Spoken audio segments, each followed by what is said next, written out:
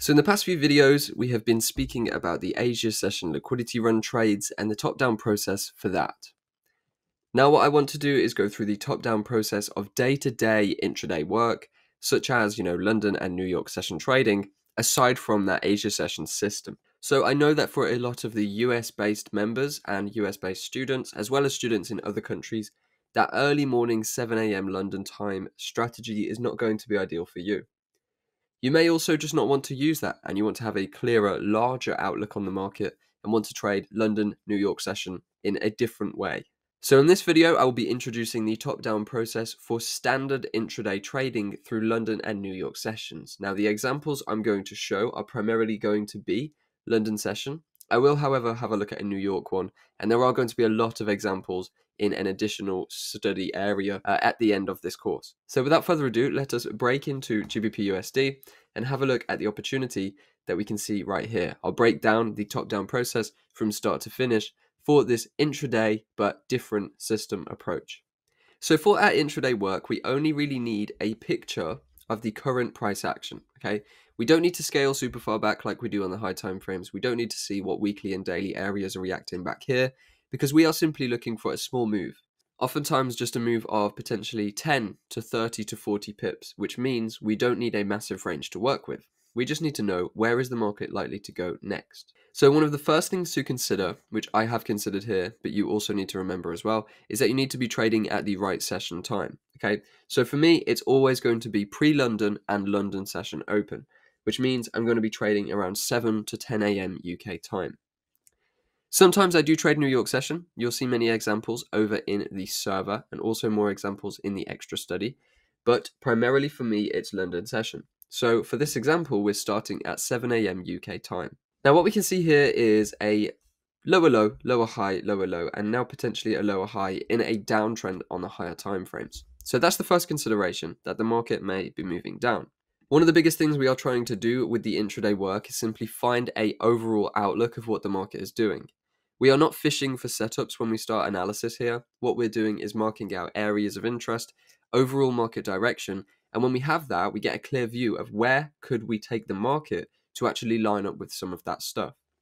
So in this example, if I see an hourly downtrend, which is obviously what we see here, well then I can consider, okay, we are likely to sell off potentially once again. But for us to sell off, what do we need to do? Well, we need to fill some nice and balanced space and hit a high interest supply area. So I can see here, this large bullish candle before the sell-off is going to be a demand area, or a supply area, should I say, that the market is likely to trade into and then sell off. So we could have an idea that the market is going to do something a little bit like this, okay? Now, what does that do on an intraday perspective? Well, as one single day is around this much price action, we are probably not going to be looking for shorts this day. But what we could do is go ahead and look for potential buys into this point if we had some other formations telling us to do so. So at this point, we can have a look at this current price action, the current range we're in. If we mark out the low of this range, and then the high of the range is going to be that target area here. So this is the price action we're currently looking to work with. And what we can see here is after hitting this point, we came up, we formed a higher low, then we broke through to some higher highs over this previous structure. Since then, we have formed continually higher highs and higher lows. Now this push down here actually swept out these lows, so bringing the liquidity aspect in, we do have these 1, 2, 3 almost equal lows. They were swept out with this wick, and then we traded into a demand area lower in this movement. Now from there, we've had a large impulse, and if we look, this impulse has actually taken out these structure points, this structure point, and actually just about this structure point as well. Now I think in the Asia liquidity run trading, I spoke about how on the intraday basis, even wicks breaking structure can be very beneficial to see, because what that shows us is the order flow is up, right? If the order flow is bearish, we wouldn't have even gained the strength to go and push above the recent high. And we are looking to follow the order flow always. So we want to know, is the market bullish intraday or is the market bearish intraday? And then we can trade with that. So that for me is a nice indication that potentially the market is looking to make a larger move to the upside. We've just seen here a high swept out. The structure is kind of supporting that. And we do have this open space to trade through. So I'm just going to leave the market to play out a little bit more and see what we see. Now it looks like we are going to make a pullback down now. We could look towards a few areas of interest for a trade up. Now, one thing that kind of draws me in here is we do have these two equal lows. These do look kind of efficient here on the 10-minute time frame, but if we want to go to the very low time frames, we can do so. Now, first of all, I'm going to have a look towards this demand zone. And remember, we are just looking for ideas right now. We have the idea we could take this long, but we don't want to go slamming on loads of buy orders yet. What we want to do is plot out potential areas, and then we can wait and see what the market gives us. Now, when we have multiple demand zones, which in this instance we do, we have this first demand zone here. We have potentially another demand zone here, which does look efficient right now, but if we go to low time frames, we may see that it's not.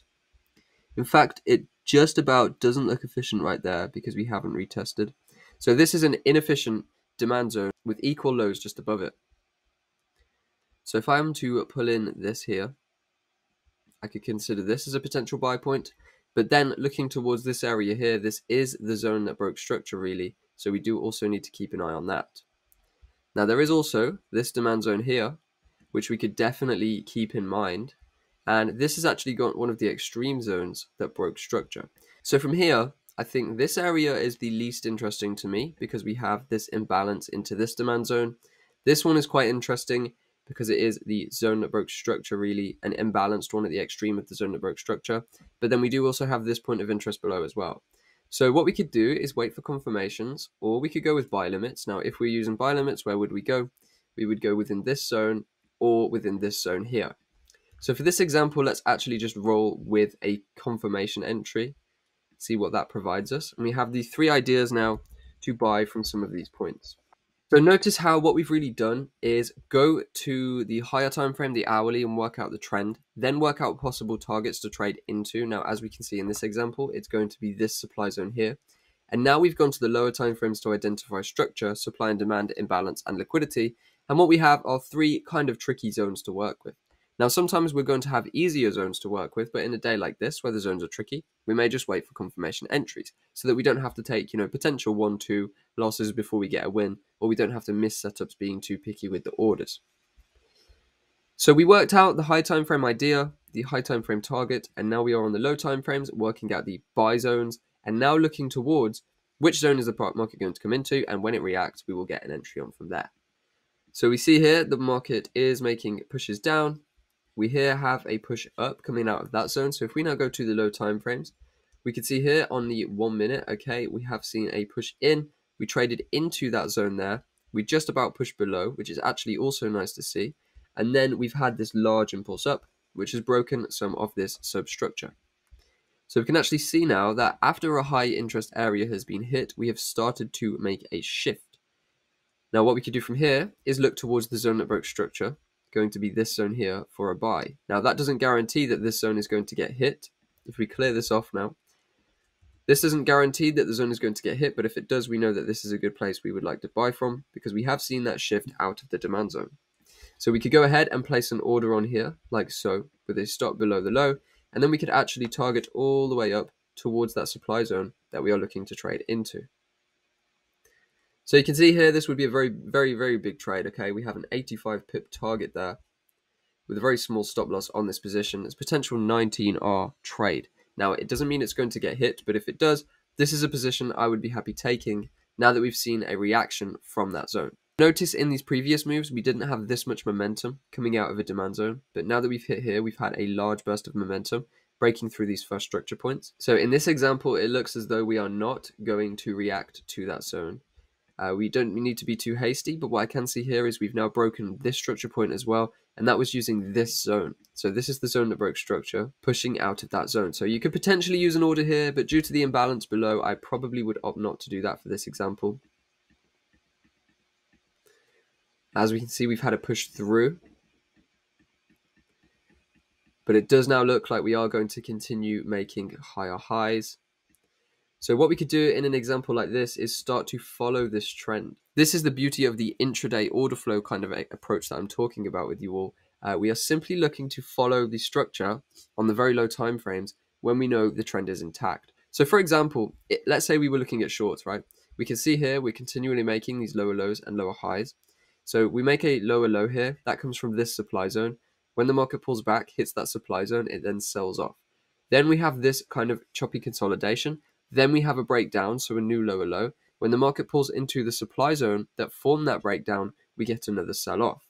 We see here the market forms a little bit of liquidity, makes a new lower low, but then sweeps up, trades into that supply zone, and then we sell off once again. And this pattern continues. So when we have a trend in mind, we are just looking to follow the very low time frame structure like so. Now, we needed to see it form, but now that we've seen it formulate and we've seen a few structure points pushed, we've now actually seen this point pushed, which is a dramatic point with a large, obviously high interest supply area. And we've seen these previous points pushed. Well, we can see the trend from this point. We have higher high, higher low, higher high. We pulled back in. This higher low could have provided an entry, but now that we've pushed up, we've made a new higher high. So what can we do? Well, we can look towards this demand zone here for an entry. So our initial entry was missed, but a confirmation entry does not have to just be at the bottom. We can then continue into the trend. And if we just look at an example, potentially something like this, give a little bit of leeway due to these equal lows, and then we go for that original target we were looking for. And now we have a potential 22R move. Now you could actually be very safe with this move. Pull the stops below like this. This is still only a 6 pip stop. And this may be something you want to go for because obviously then we're going to clear out the structure between these lows and also keep this zone safe. So for this example, I'm actually going to do that. I'm going to stick to the 11.4 risk reward. This is probably the more realistic approach that you'd go for until you are a little bit more in tune with this whole style. And even then you may want to be a bit more conservative with the trades rather than high risk reward hunting. So we'll just roll with this one. Now, as we can see, we've traded into the demand zone. We should now get a push away if the market is going to continue trending up. As we can see, we've had a push away. Now the market's likely to come down, form a higher low, and then continue up to the upside. That's generally how this works. And here we go. We've now seen some nice breaks of structure. So we've had here a higher low form. Then we've had a higher high. Now we could pull back. We could potentially look towards this zone here because this is the zone that broke structure. And we may get a reaction from here, and that would continue the trend up. So at this point, because we made a new higher high, the trade would be break even. That comes into the management approach. And then we just simply ride the trend up. As you can see, we're now riding this trend deep into profit. And essentially, we can continue to stack trades onto this. And I'll show you some of the examples here. But this is going to be a big thing we talk about in the entries and the management. So for entries on this kind of trading, it can feel very hectic when you first start out doing it. As I mentioned in the psychological implications, things move very fast and it does take some time to actually begin trusting the structure. But just looking at this area here, right, we have this zone which formed this new higher high. The market pulled back, we wicked into this zone, and then we made a new higher high. Then the market pulls down, trades into this indecision candle, which is the final before the impulse. So we hit that level, we form a new higher low, then we push up and form a new higher high. Then the market pulls back down, trades into the demand zone that formed this new higher high, and off we go again. Can you see the system here? Basically, we just follow that flow. When we make a new higher high, we look towards the zone that formed the higher low, and then we buy from that, okay? And we just continually do that all the way with the trend. Now, I'll talk about this in the management system because obviously you can see how this could potentially turn into a lot of losses, but we mitigate that by actually managing stops and stacking positions as well. So even when a trade does turn around on us, we generally are going to make some nice profits on the movement anyway. But let's just leave this to run out on the 5 minute and see how this trade actually performs. As we can see, we are making some ground towards that target and we should come through and tap that because of the higher time frame confluences that we considered as well. All right. So very slow price action. This is obviously moving through Asia session. You probably would have jumped out of the trade by now, to be honest, if we're talking about a realistic situation. Now, it does look like we are going to hit the zone, but personally, if you consider what we were talking about before, we want to trade through our sessions, right? And, you know, most people are not going to hold a very profitable position like this through Asia session. So maybe when we hit the end of New York, that's going to be a good time to cut off if you hadn't already cut the trade off earlier. But let's just mark that up then. If we were to close this at the close of New York session, we can see here that we are looking at a 8.4R position. And that is a trade taken over the space of 1 day, executed in the morning as a confirmation entry, and then closed in the evening as a nice closure at the end of the New York volatility.